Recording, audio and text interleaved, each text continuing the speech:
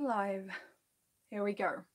Hey guys, welcome back to the tennis vlog, and it's French Open Finals day, or day 1 of 2 of French Open Finals weekend. It rolls around so quickly. I couldn't do a pre-recorded preview and predictions video this time around due to other stuff going on, but I had a lot of requests to preview and predict both finals, so this is what I'm going to do now. Just ahead of the women's final, which starts very shortly in 45 minutes to be precise. So don't worry if you can't watch live, this will be up for later on and you can look back ahead of the men's final and maybe even the women's final as well. And if you're just tuning in, you can go back to the beginning of the video and play right from the beginning. So welcome to everybody watching now. And the final lineups, we have top seed Simona Halep against, I need to check what seed Stephens is because it keeps slipping my mind, number 10 seed Sloane Stephens, so 2 top 10 seeded players there in the women's final. And then tomorrow we will have another top seed, Rafael Nadal, taking on number 7 seed, I believe, Dominic Thiem. Thiem was in the world's top 5 very recently, and those two definitely the king of clay, and Thiem, arguably the prince of clay in recent times, as Zverev really stepped it up on clay ahead of the French Open this year, but Thiem over the past couple of years at least has been very, very consistent on the surface. What's more interesting in the women's is the fact that Sloane Stephens has made it to the final. The women's event was always more unpredictable than the men's event, and Simona Halep was on people's watch lists ahead of the tournament because, well, I mean, she's made 2 French Open finals, she's been knocking on the door at many Grand Slams, and people believe that her time is soon to come. It may even be today.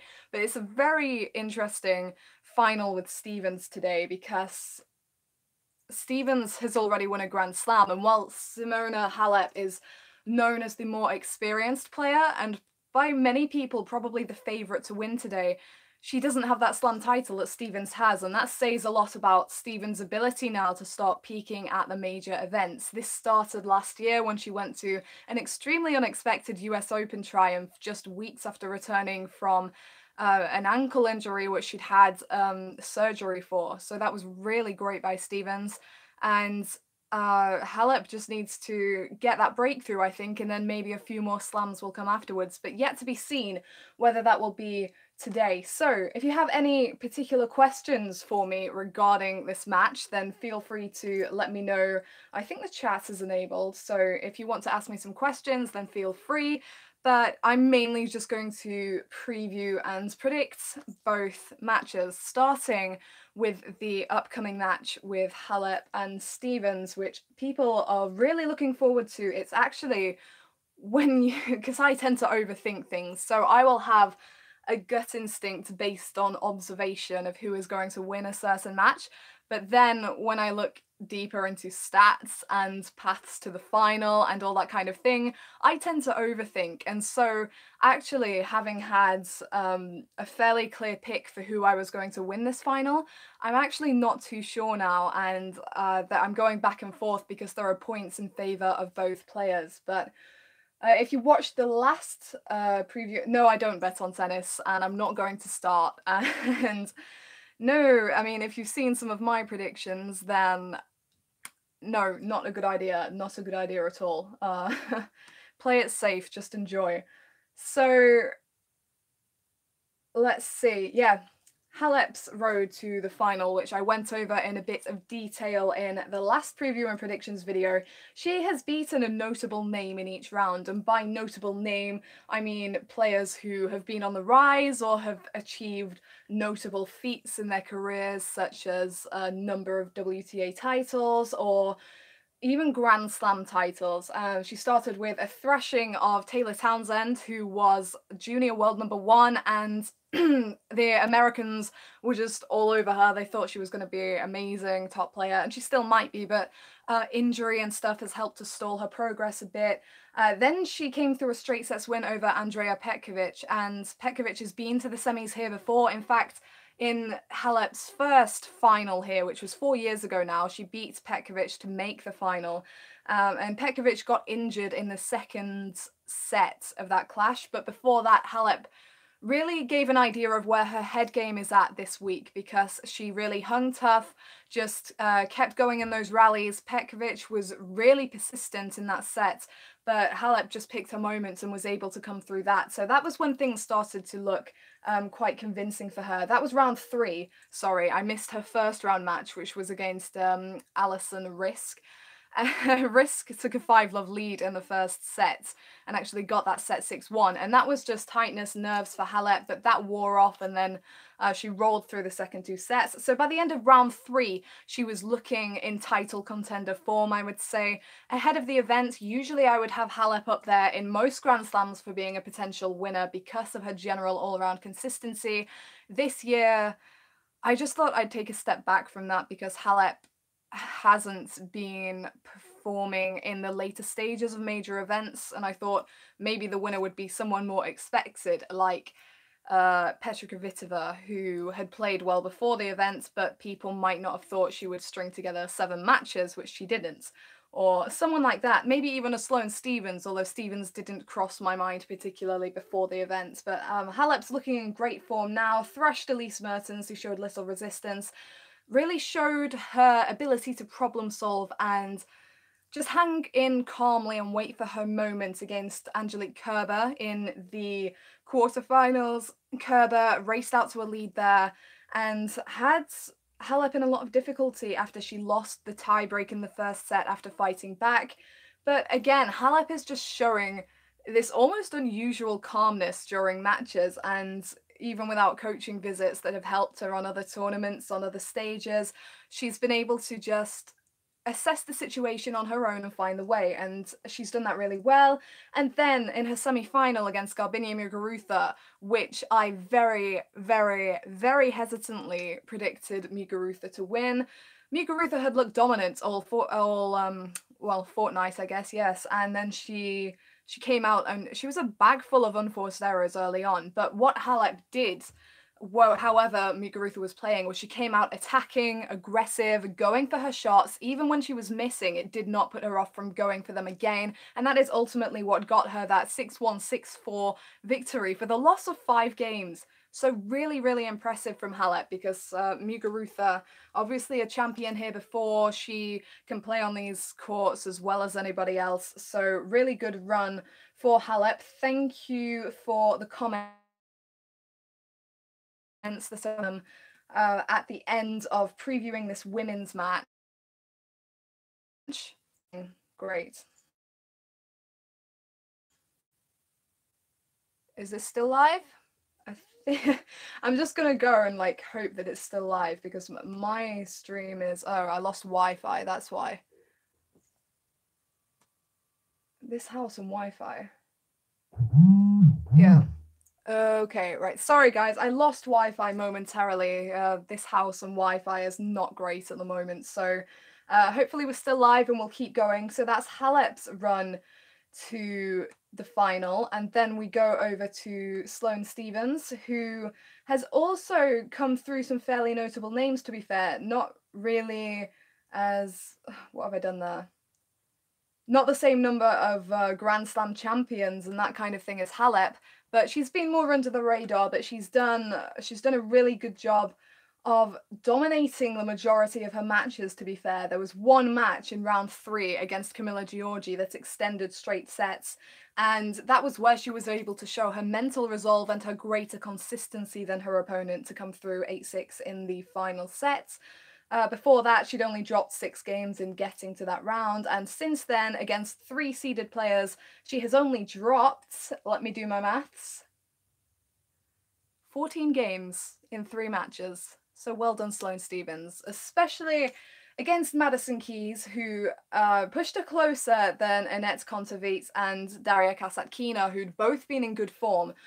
Keys was hitting a lot of winners, 25 winners I believe she ended with, which was more than Sloane, but Stephens was just that much steadier. Stephens can be thought of as a big hitter, but she also has craft as well. She can time her shots really well. She's just generally all round very talented, which is why she was on everybody's radar as a future world #1 and Grand Slam champion in her teenage years. In 2013, she started pushing through and being a consistent presence on major stages, but she always struggled to transfer that form to outside tournaments. And it really depends whether this is a good or a bad thing. It depends what your values are in your career. If your goals are to reach world number one and win Grand Slams, then Stephens' tendency to only really turn up on the big stages isn't a bad thing. Obviously, to reach world number one, it would be helpful if you could perform a bit off the Grand Slam stages. But what's most important about Stephens in this context is the fact that she's becoming very hard to beat mentally and physically in these latter rounds of big events. Since winning the US Open, we haven't heard too much from her, but she did win the Miami Open title, and that's one of the biggest events outside of the Grand Slams. She beat a ton of big names there and really displayed poise and focus and her ability to play from all areas of the court, really. So Stephens is definitely a player that could give Halep trouble today.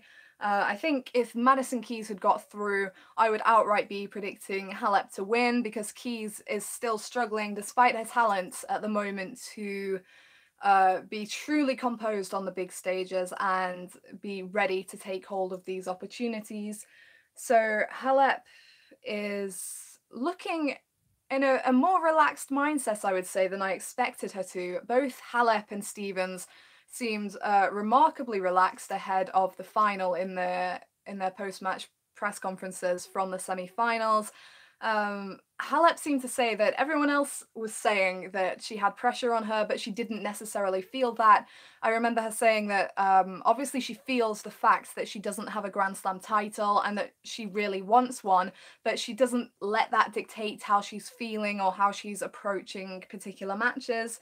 I think that when she gets on the court today, the third French Open final for her, but not a title to her name yet, I think the nerves, they're going to hit her, and I think they'll probably hit Stephens too. It's difficult not to feel that when you go out in front of masses of people in the stadium, masses more people watching on the TV, and that's not an aspect of professional tennis that people talk about much. I guess people just get used to it, but it's got to make you aware of the occasion, the amount of people watching, the pressure that absolutely comes, because there are two players on that course and only one of them can come away with the trophy. That player could be you. That's on your mind. Everyone, even players like Rafael Nadal, has spoken about how he still gets nervous ahead of matches. So, sorry, I don't know if you can hear that, but things keep coming through on my phone.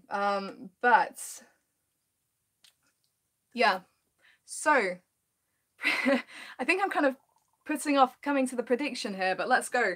So, what can I say? Halep today, against Muguruza, she played a really attacking and aggressive game style, and that was 100% the right thing to do, targeting the lines, making Muguruza move, even though Muguruza was spraying a lot of unforced errors.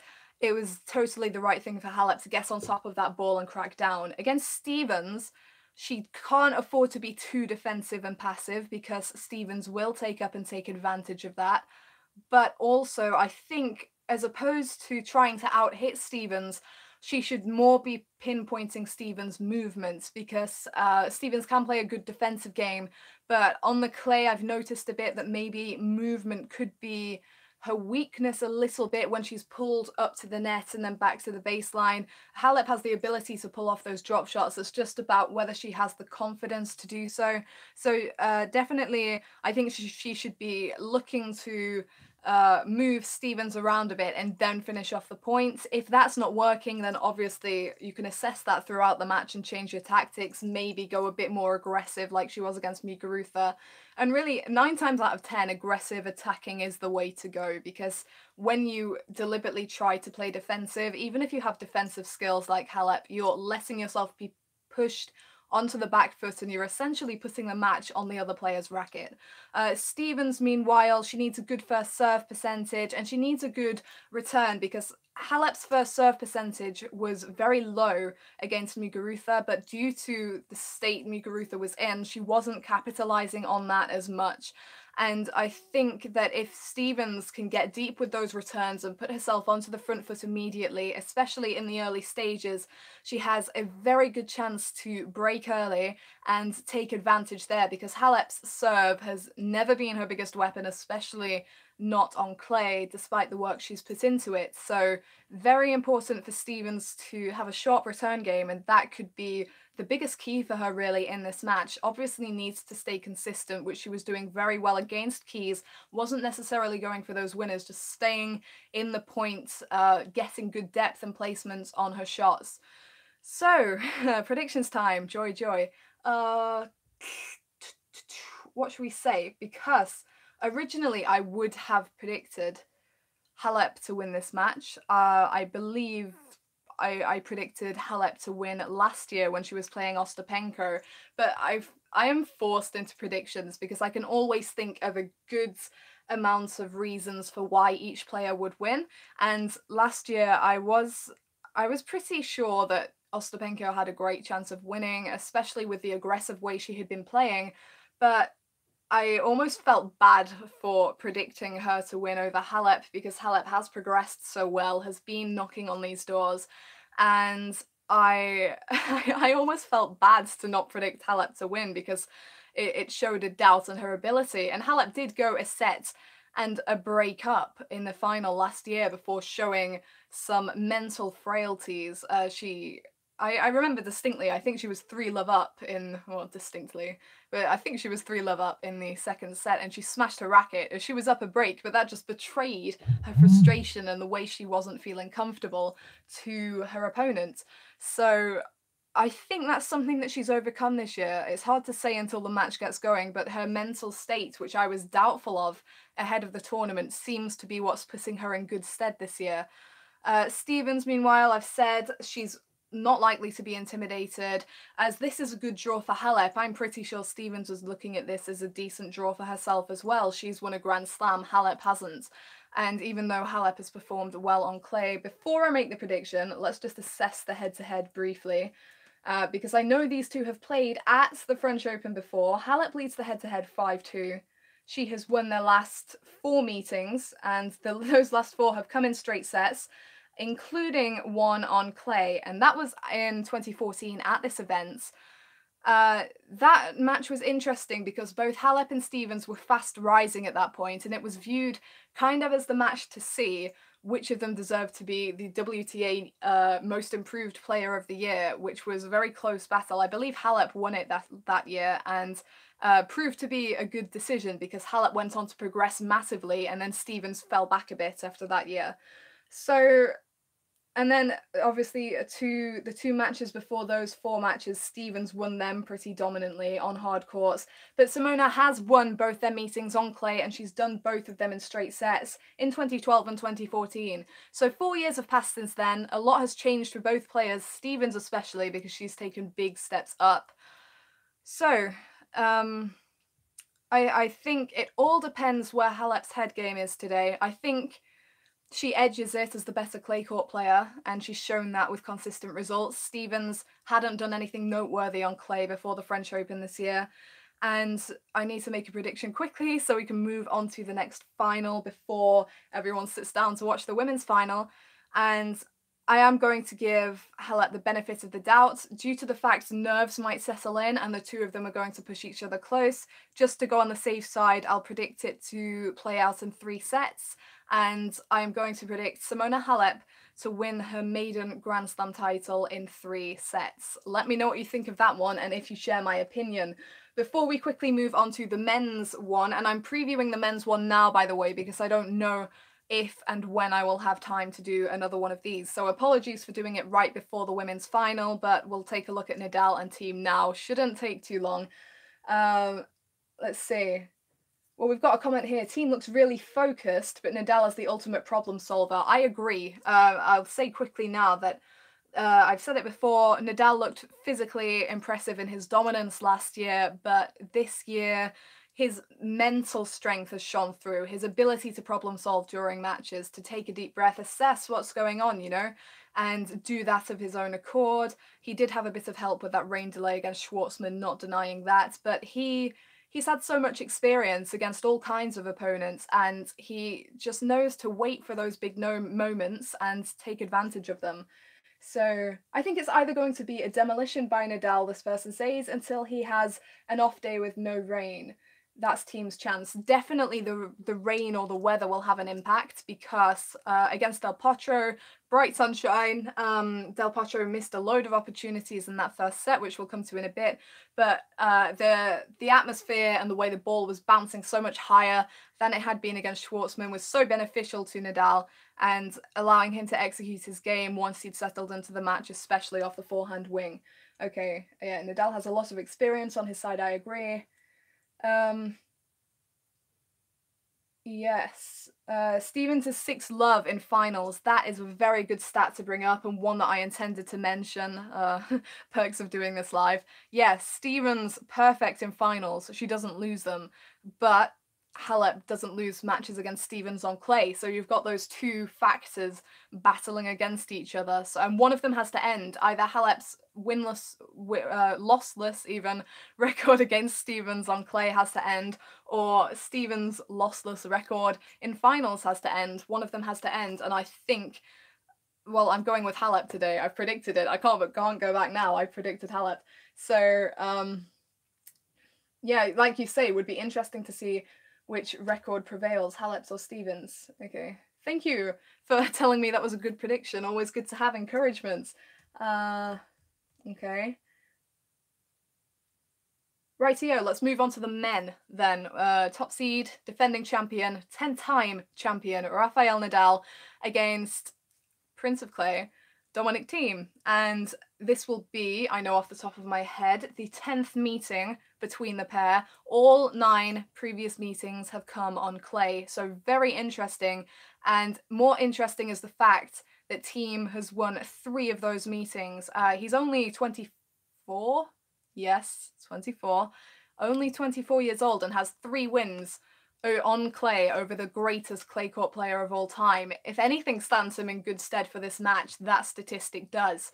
And definitely that's something that's going to be giving him confidence. He's already beaten Nadal on clay this year.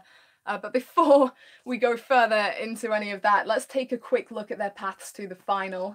We have Nadal, who has dropped a single set to Diego Schwartzman in that quarterfinal match where he looked in so much trouble with the ball heavy, the atmosphere heavy. He was struggling to get the depth on his shots. Schwartzman was absolutely penalizing his unforced errors, crazy unforced errors coming at the weirdest of times that you would not expect of Nadal, but Schwartzman was taking full advantage, really dominant, consistent in the rallies. Nadal was trying to work them, and then Schwartzman would come out with these great winners.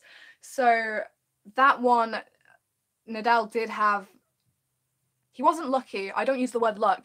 Nadal took that rain delay to his advantage by coming out mentally stronger, using the time to assess his position in the match and what he could do better. Rain delays are as much a part of the match as hitting forehands and backhands. They're part of the match that you have to deal with, and it shows who mentally the stronger players are, and Nadal proved himself rolling through that match upon the resumption. Although there were some long marathon games that could have gone either way, Nadal was coming out on top in them as well, so it just showed his mental strength and his ability to seize one opportunity. It only takes a moment in a Nadal match for him to take it out of your hands and put it onto his own racket. So Dominic Thiem will be fully aware of this, I'm sure. Let's see. So he hadn't dropped a set ahead of that Nadal, but he hadn't looked thoroughly comfortable. So against Del Potro, I would say in his last 2 sets against Del Potro, he looked more comfortable than he has all tournaments. He was striking deep into the corners, deep into the court, finding his marks,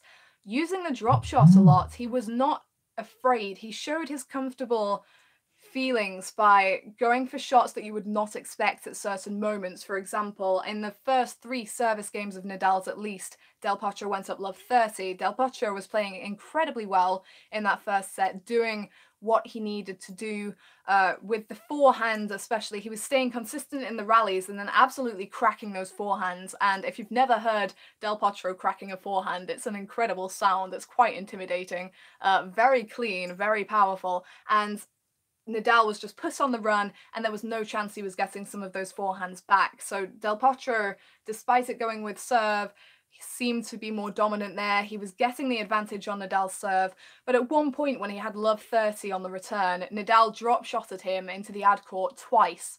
Clean drop shots. Del Potro at least didn't get up to one of them, and to execute those shots in such a key moment showed the mental state that Nadal is in. Even in that first set where he was nervous, and his team said afterwards, Nadal is feeling nervous in the early stages of matches, which is quite an admission ahead of a big final against Thiem. I'm sure he'll have listened to that with interest.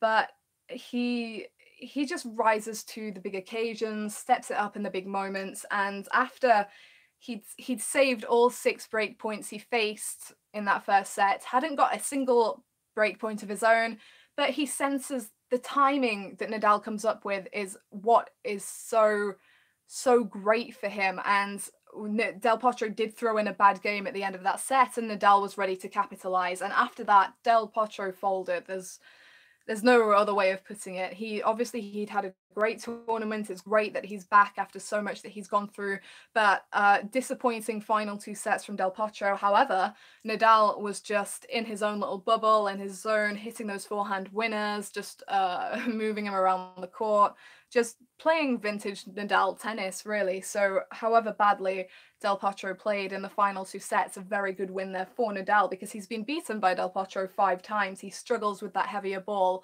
and that puts him in good stead for this upcoming final. He's lossless in Roland Garros finals. He's never lost after the quarterfinal stage of this event. For those unaware, he's only lost twice at this event, full stop. So, I mean, massive stats in favor of Nadal. And then we come to Dominic Thiem, who will be playing in his very first Grand Slam final. Nadal at Roland Garros, not the easiest maiden Grand Slam final. Very big for Thiem, because despite his consistency away from Grand Slam stages, akin to Halep, both of them consistent on clay away from the slams. Hey Simran, how are you? Very consistent, but haven't yet transferred that to the bigger stages. Thiem hasn't won a Masters 1000 title, so this would be taking a leap from a much smaller title to the biggest title of his career for Thiem, and I think he can do it. I do. I'm not. I'll come to the prediction soon. I can't see myself outright predicting Thiem to win this, but I think that after not really giving him a chance before the tournament, I said he could beat Nadal away from the French Open, but I did not see him beating him across best of 5 sets. I think just the way Thiem has handled his tournament so far, and the way he seems mentally relaxed heading into this final, maybe he's just putting on a good game face, I don't know, but he just seems mentally prepared for this. I think he has a decent chance, especially given the nerves that Nadal has shown throughout this tournament. So Nadal's still definitely the heavy favourite, but I think that Thiem, with his game, with wins over Nadal on clay in the past, I think that Thiem, out of every player in the draw, probably has the best chance of beating Nadal, apart from perhaps Diego Schwartzman, who obviously pushed Nadal very hard. So let's have a quick look at Thiem's path to the final. Straightforward progression in round 1, lost a set to Stefanos Tsitsipas in round 2, but I'd say still an impressive win from Thiem, because Tsitsipas has really stepped it up on clay this year. Very promising young player, one-handed backhand like Thiem's. That was a great match for the first 2 sets, and then Thiem demonstrated his mental strength upon resumption of the match, because that one got carried overnight. Lost a set to Berrettini in round 3, which wasn't expected. I'm sorry if you can hear this continually buzzing, because I keep getting things through. I might put it on silent. There we go. Nicely done. Yeah, so much excitement for this final. Yeah, so came through that one. Biggest test for Thiem came in, well, I might say it came in the semi-finals, despite that one ending in straight sets, but he was pushed a bit by Kei Nishikori in the fourth round. Nishikori made the Monte Carlo final, so he was in great form this clay court season. And for Thiem to win that one in 4 sets, I think was very positive, especially getting a bagel set. Zverev obviously was a bit injured in that quarterfinal, so we didn't really get to see how much he could push Thiem, but Thiem just played a great match there, didn't let himself get distracted, was mixing it up a lot, dominating with that backhand. It was really finding its mark. And then against Marco Cecchinato, correct pronunciation. I've been calling him Cecchinato for years now, so difficult one to get out of. Old habits die hard, but very important was Thiem's victory in straight sets over Cecchinato, because did it again. Terrible. Cecchinato, man.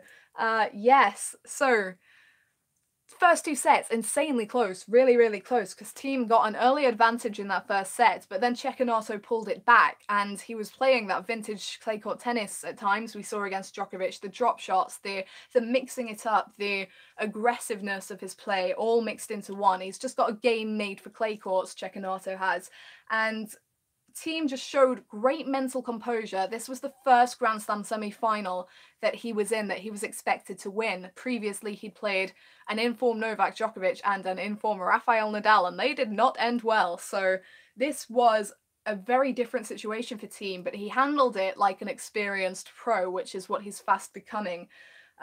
Most importantly in that match was the second set tiebreak, because in that tiebreak, Thiem faced 3 set points, and if Cecchinato had taken any of those set points, I believe this match would have gone to 5 sets, because they were so evenly matched in terms of physical game. And after losing that set very narrowly, the mountain that he had to climb and the hours of time he'd spent on court all seemed to crash down on Cecchinato, and his energy just went, basically. It all fizzled out for him, and Thiem just displayed good composure and concentration to pull through that one. But Thiem displayed big moment brilliance in that tiebreak, and it was a great quality tiebreak, akin to the one we saw with Cecchinato against Djokovic in that 4th set tiebreak in the quarterfinals, which was incredible. Really good stuff.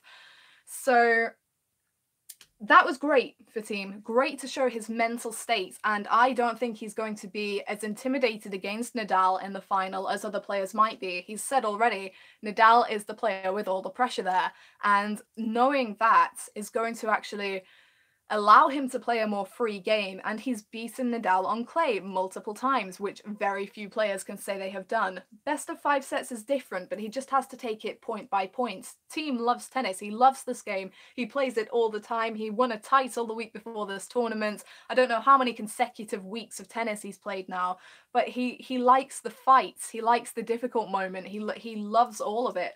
And I don't know, maybe he'll quite enjoy this final. I don't know how difficult it is to enjoy Grand Slam finals, because they're pretty serious stuff. But I think that Thiem is probably as ready as any player could be going in to face Nadal in a French Open final. Let's take a deeper look at this head-to-head momentarily, which Nadal leads 6-3. And obviously Thiem won their most recent meeting at the Madrid Masters in the quarterfinals, 7-5, 6-3. Nadal wasn't feeling it there as much. He was a bit off his game, and Thiem just took full advantage of that. My word, he was striking those sidelines. He was so dominant and so precise with what he was doing. He was there in the bigger moments. Nadal was clearly quite frustrated in the second set of that match, and Thiem was just in the zone and knew exactly what he had to do, and he executed it, and that's going to give him a lot of encouragement. But before that, the Monte Carlo Masters final this same year, Nadal thrashed him, and that probably gave Thiem motivation. That was a 6-love, 6-2 win for Nadal.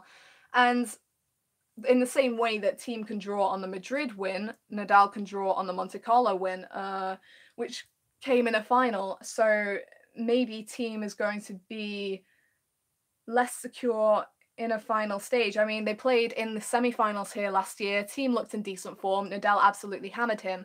So I just think that however he has looked beforehand, Nadal just knows how to rise here, and it will literally only take one moment of a lapse of concentration or a lapse of quality from Thiem, and Nadal can completely turn it around and take it completely into his favor and start to dominate. So this is, despite the way he seems to be approaching it, this is still so much more difficult for Thiem than it is for Nadal. Even though Nadal has all that pressure and can get nervous, he just always seems to find a way to come through. So yeah, very interesting. All their meetings have come on clay, and interesting that Thiem has managed to win so many, and that yeah, it's just a very interesting head-to-head, a good mix of straight sets wins and 3-set wins, but most of Nadal's wins, in fact all of Nadal's wins, I believe, let me just check this, have come in straight sets. Once Nadal has won the first set against Thiem, he has not lost a match to him, which is interesting. Of Thiem's 3 wins over Nadal, the most recent 2 in the Rome Masters quarterfinals and the Madrid Masters quarterfinals have come in straight sets, but in his first ever win over Nadal on clay, which was in 2016 when Nadal was still struggling a bit, still coming back to form. It was the beginning of the year. Thiem beat him in a 3rd set tiebreak. I remember that match very vividly. It's crazy that they've played so many times since then. But there we have it, Nadal versus Thiem. And while I think that Thiem has a better shot at the upset than most, if not any other player, would have at this stage of the event, I just think that the fact that Nadal has never lost to him in a final, and the fact that Nadal has never lost a final at this particular tournament makes him the seriously heavy favourite. His mental strength has been proved so well throughout this tournament, and now his physical strength looks ready to come and match it. Will the weather have an impact? I think so. If it's a wet and rainy day, that's going to make it difficult for Nadal, and Thiem doesn't really mind that at all. He has a heavier game than a lot of other players, and he can make it aggressive if he needs to. Thiem can really adapt to the game style that he needs to play. But Nadal has thrashed Thiem in the Monte Carlo final this year and in the Roland Garros semi-finals last year when Thiem was looking so decent and had beaten Novak Djokovic the round before.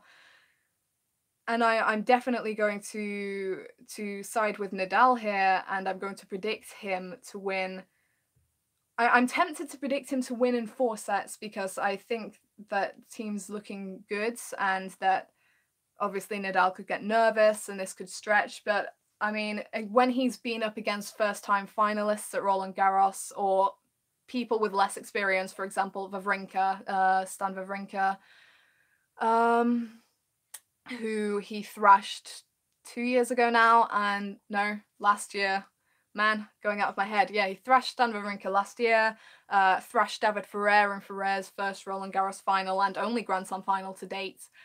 So, I'm going to, no, okay, I'm going to cheat a bit here, and I'm going to say Rafael Nadal in either 3 or 4 sets. Now, when most people make predictions, they don't predict sets anyway, so me giving you sets is a little bit of a bonus, I think. So, I'm going to say Rafael Nadal to win this match in 3 or 4 sets, and if you want to give me some abuse for not giving you an outright answer, then sure, go for it. But yes, okay, so before we finish, I'll just have a look at what you've been saying, any questions you have, then we're going to wrap it up because it's almost women's final time and everybody needs to find a stream or a TV channel and get there and watch that match because it could be very close. Let's see. Do you play tennis? I do play tennis. I don't play tennis as well as I would like to, but maybe one time I'll show you a few videos of me playing tennis and you can judge me to your heart's content. Yeah, Nadal, not Nadal, Del Potro was standing a long way behind the baseline. Did I say Del Potro? I did, yeah. Del Potro was quite a way back, and that was why Nadal was able to drop shots so successfully. I don't know why Del Potro didn't adjust as much after that. If I was Del Potro and I was going down as quickly as he was after that, I would definitely have been using that forehand to try and end the points quicker. He was still engaging in a lot more rallies than potentially he should have done. But that's in the past now, and Nadal did dominate that one in the end. So, yes, interesting. Oh, I know a lot of people want Halep to win because it's been so long for her, and her team have just been so positive after coming back from brutal losses. Like, even the Australian Open final this year, I think the fact that Halep had spent so many hours on course ahead of the match really did hinder her a bit and cost her a bit in that final because she was tired and it was so close anyway. So I think it would be lovely for Halep to win today and would really be well deserved. But at the same time, Sloane is showing herself to have great mental strength, and it would be a well deserved win for her as well. Let's have a look at what everyone else is saying. Which final am I more interested in? I think they're two very interesting finals, and I see interesting things about both the finals. I think they're four very good players who have really proven themselves on this surface. I mean, even Stephens, who is less accomplished than the other three, has gone deep at the French Open before. She's made the fourth round on many occasions and come up against in-form opposition. So I think she could have had a chance at this tournament before if she'd had a bit of a nicer draw. I think she has taken advantage, to be honest, of a nicer draw this year. Maybe Halep will expose that and win in straights. I don't know, but we'll see. We'll see very shortly on that one. Men's final is pointless. I don't think so. I think that Thiem looks mentally as ready as one can be. I think people who aren't playing tennis, and aren't in this tournament, underestimate how difficult it is to go out against Nadal in a tournament that he's dominated more than most people in any sport has ever dominated a certain tournament. To come out and really truly believe you can win in every single moment is difficult. He is intimidating. He's intimidating. His record is intimidating, and I think that it's impressive that Thiem can look as relaxed ahead of the match as he already has done. So don't underestimate. I mean, just because Nadal's dominance is so normal to us shouldn't take away from how incredible it is and how imperious it makes him look. Yeah, I think that the way Nadal problem solves is so impressive that few players can match that because he has such a variety and a way to wriggle himself out of matches. And it's that mental game that he's so renowned for as well that's very helpful to him. So I don't think that Thiem can problem solve as well as Nadal, but he just needs to be dominant from the word go, and he can't afford to relent because most likely Nadal will take advantage of any small opportunity that is thrown his way. So yeah, I do agree that Thiem can't problem solve like Nadal, but few players can, so it's difficult. Yeah, Thiem really does have nothing to lose, and but well, that's not true in a way because Thiem has a Grand Slam final and title to lose. But in terms of records previously had, he can go in telling himself that he has nothing to lose because that sort of mindset and mentality is really going to help him. Yeah, best of 5 sets ultimately favors Nadal, and that's why I'm going for Nadal in straights or 4 sets because I think, I mean, even if it went 5, I'd be taking Nadal in that. He just has that endurance that Thiem is not as familiar with. Thiem lost to Del Potro from 2 sets up at the US Open last year when the Del Potro looked done and dusted. So Nadal just has that greater amount of experience. He also played Masters 1000 events when the finals were best of 5 sets, so all the better for Nadal, really. Yeah, exactly. It is going to be difficult for anybody in history to step up and take over from where the big four have left off because they've been so dominant. I think players like Alexander Zverev and them will have an opening where they can show what they can do, but it's hard to see a trio or quartet be as strong as the big four have and just have that sheer ability mentally and physically that they possess. It's been incredible to witness, and hopefully we will be witnessing it for a few years more. Nice predictions going on here. Oh my word, Simran. Games predictions. I like that. Edgar with some games predictions as well. We're going for Nadal in 4 here a lot. That's interesting. I feel like maybe I should have been more daring and said Nadal in 4. Well, we'll see. 3 or 4 sets is a fair prediction. Thank you. Thank you. Don't know if I don't know if I'll watch the men's match live. Potentially. Depends whether I'm in church, but